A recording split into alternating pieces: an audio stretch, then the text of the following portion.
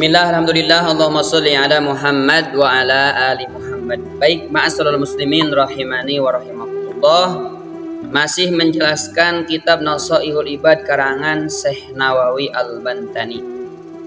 Nah, dalam bab ini ada 5 nasihat yang masing-masing terdiri dari 9 poin. Satu di antaranya adalah berupa hadis, sedangkan sisanya adalah adsan. Ya, masyaallah.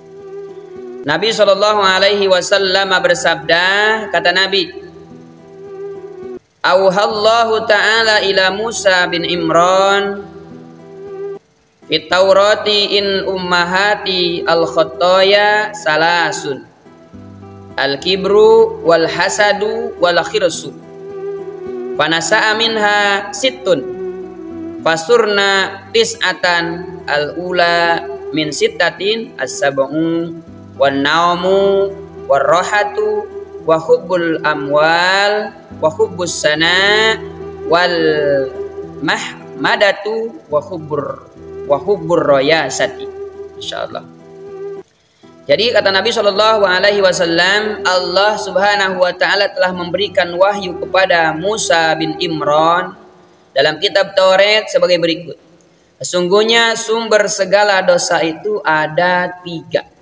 Sumber segala dosa ada 3. Jangan dekat-dekat pada sumber dosa ini. Karena kalau kita dekat-dekat bahaya. Karena kita tahu bahwa iblis itu dikutuk oleh Allah Subhanahu Wa Taala masuk neraka selama-lamanya karena mempunyai sifat takabur ini. Insyaallah. Ya.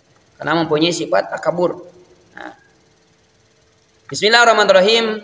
Yang pertama adalah takabur al-kibru. Ya, apa itu takabur? Takabur itu adalah batarul haq wa ghamtun nas.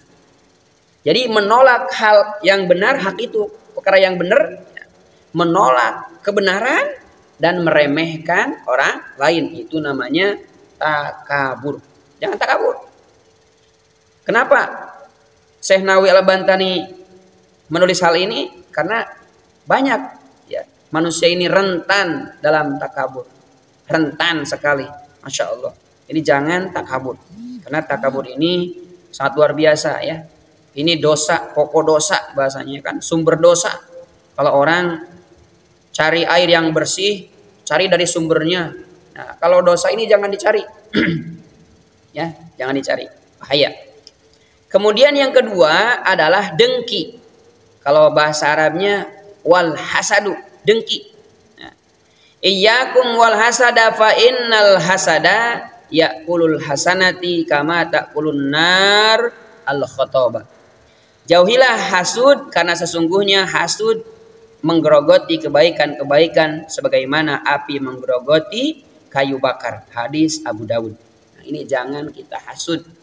Jadi ketika kita berbuat kebaikan sebanyak-banyaknya, amal soleh yang banyak, sedekah yang banyak, sholatnya banyak, rajin, puasanya rajin, baca Al-Qur'annya rajin, kajiannya rajin, tahajudnya rajin, duhana rajin, ayabul bidnya rajin, Senin Kemisnya rajin, tapi kita punya sifat takabur, punya sifat hasud dengki, maka semua itu akan dimakan oleh hasud itu.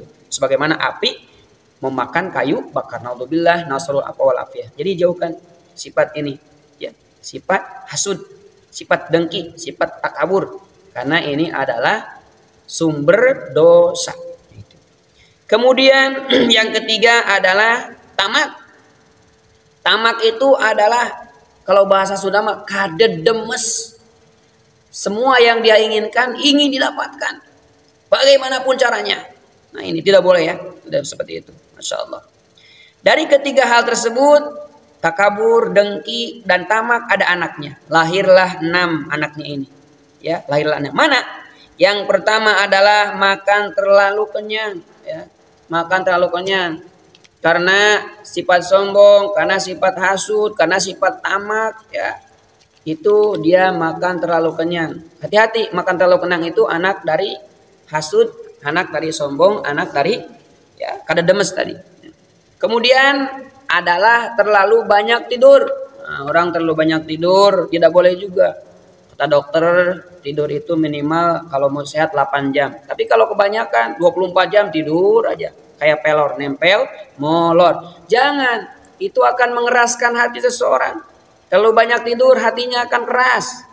Ya, ketika orang memberikan nasihat tidak akan nolak nasihat itu karena hatinya keras. Makanya jangan banyak tidur. Ini banyak tidur itu anaknya takabur, anaknya hasud, anaknya kada demes, anaknya kada demes tadi itu. Masya Allah. Kemudian yang ketiga, gemar berleha-leha, nyantai aja, pengennya nyantai aja. Udah waktu tuh sholat, kewe can komat. Itu udah dimulai tuh kajiannya, nyantai dan lain sebagainya. Pokoknya selalu nyantai aja gitu ya. Ini tidak boleh ya. Walaupun al-ajal minasyaiton, terburu-buru itu bawaan dari setan, walaupun ada ya. Ada keterangan seperti itu. Tapi nyantai juga nggak boleh, ya. Nyantai juga nggak boleh. Orang udah ke Mekah misalkan, orang udah kemana nyari rezeki, dia masih nyantai aja. Orang-orang mau udah dapat hari ini 100.000, dia masih aja nyantai aja, ngabisin kopi setengah gelas, gitu ya. Anak istri pengen jajan, pengen makan, kebutuhan nggak terpenuhi karena nyantai terus. Nah makanya nyantai ini tidak boleh. Ini anaknya hasud, anaknya takabur, anaknya itu si kada demes tadi. Kemudian yang keempat itu cinta harta benda. Jangan terlalu cinta sama harta benda. Karena cinta harta benda itu anaknya tamak, anaknya takabur, anaknya hasad. Karena sudah dijelaskan di rilis yang ke belakang itu, hadis-hadis yang ke belakang, sayatnya ala ummati zaman yuhibbul khamsa wa yansanal khamsa, yuhibbud dunya wa yansanal akhirat, yuhibbul mal wa yansanal hisab, yuhibbul qusur wa yansanal kubur, yuhibbul halqa wa yansanal khaliq. Nah itu Masya Allah.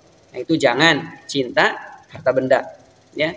Harta di tangan tapi jangan masuk ke hati. Kalau harta di tangan tidak masuk ke hati, dia mudah memberi, dia mudah bersedekah, dia mudah mengeluarkan di jalan Allah Subhanahu wa taala. Dia mudah mengeluarkan untuk orang yang membutuhkan, dia mudah mengeluarkan untuk orang fakir miskin, orang duafa, orang lemah. Nah itu. Kalau harta di tangan plus di hati sulit untuk mengeluarkan. Seolah harta itu milik sendiri, padahal harta itu dititipkan oleh Allah Subhanahu wa taala yang suatu saat nanti akan Allah ambil. Kalau di Allah ambil tapi merasa dimiliki, berat nanti kita untuk untuk membuangnya, berat.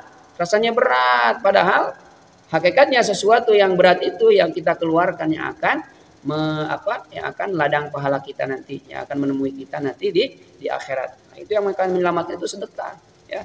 Jangan pelit-pelit, Bos, ya. Karena harta enggak dibawa mati. Secara harta yang pelit, kalau harta dibawa juga mati, itu yang harta disedekahkan, itu dibawa mati. Nah, jadi jangan pelit, jangan kikir, jangan merepet jahe.